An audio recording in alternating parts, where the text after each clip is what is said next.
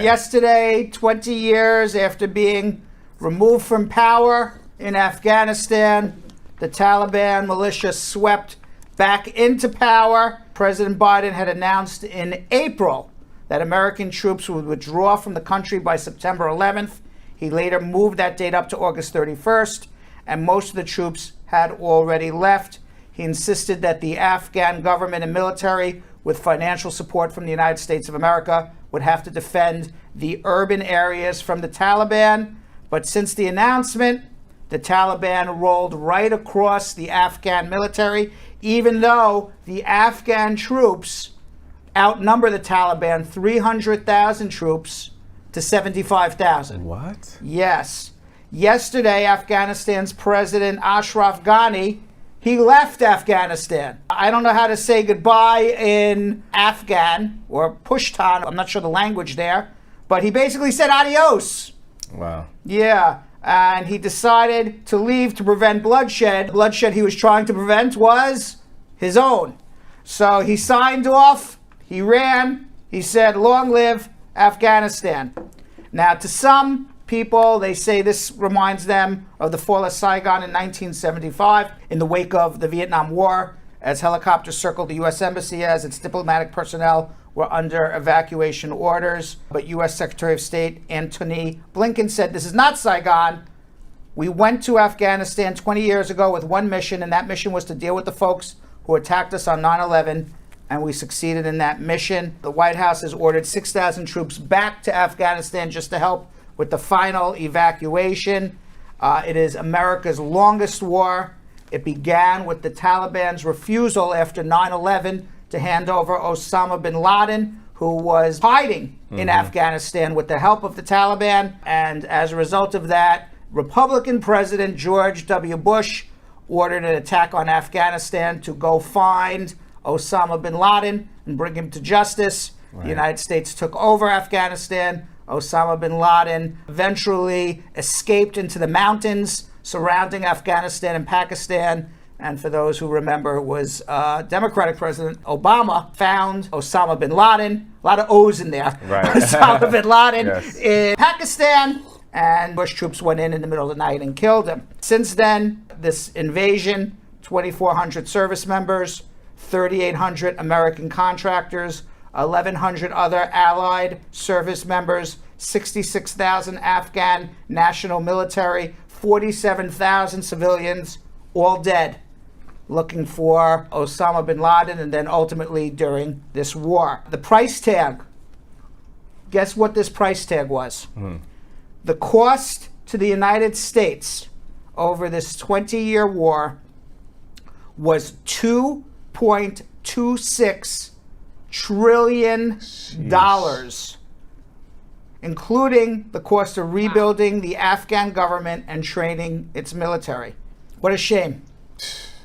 What a shame. President Biden, he went on television this afternoon after he was getting a little pummeled by the pumpkin. It was the pumpkin, actually, who made the deal to leave Afghanistan, left the Taliban in power. This would have happened no matter what. Right. Whether Trump withdrew, whether it was Biden. As a matter of fact, this war has gone on through 4 presidents because every president up to President Biden was too big of a chicken to actually withdraw. Wow. And just kept this ongoing indefinitely. You see there a video of a U.S. military transport plane today trying to take off from Afghanistan with presumably Americans on it. A lot of Afghan people trying to get on that plane to escape the Taliban, was not allowing the military transport plane to take off. People are literally hanging on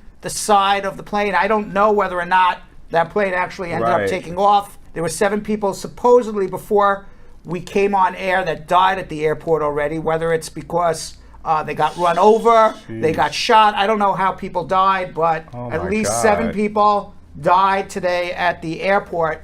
But really, it's 4 presidents, 2 Republicans, 2 Democrats, who they just kept this war going forever.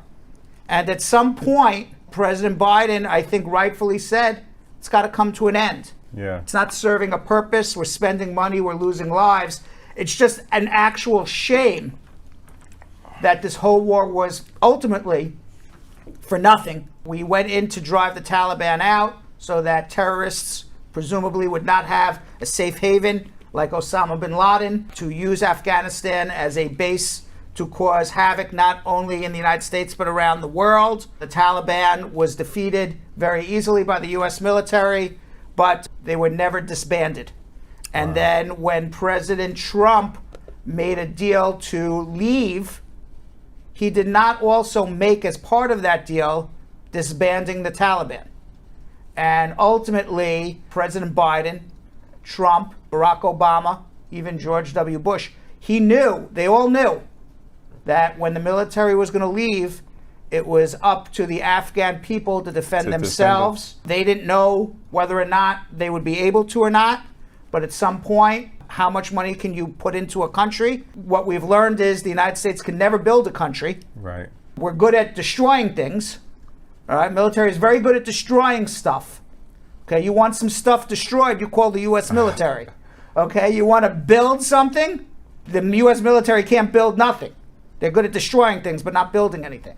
So you want to build something, people who are living there got to build. What we've learned time and time and time again, every time the U.S. military, whether it's Iraq, whether it's Afghanistan, you name the country, we've never built anything anywhere. Up to the people who live there to do it or not do it. President Biden, he said this afternoon, how many more generations of America's daughters and sons would you have me send to fight Afghanistan's civil war when Afghan troops will not?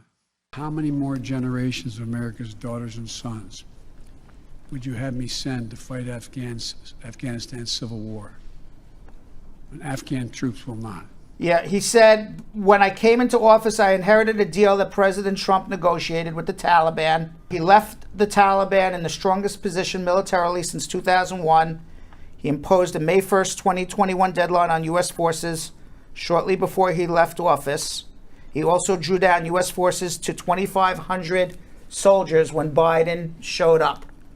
There was only a cold reality of either following through on the agreement to withdraw our forces or escalating conflict further, sending thousands more American troops back into combat in Afghanistan, lurching the United States into a third decade of war in Afghanistan.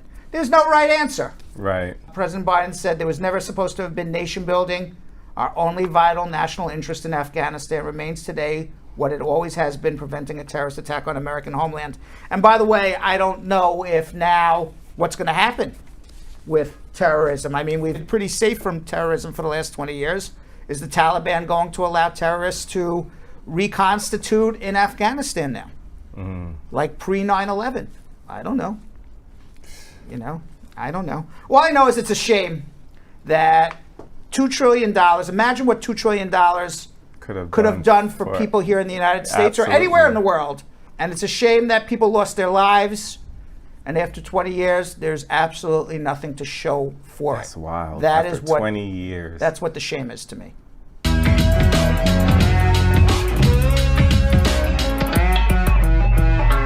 Thanks for watching. For more Brad Show Live, like and subscribe to our YouTube channel.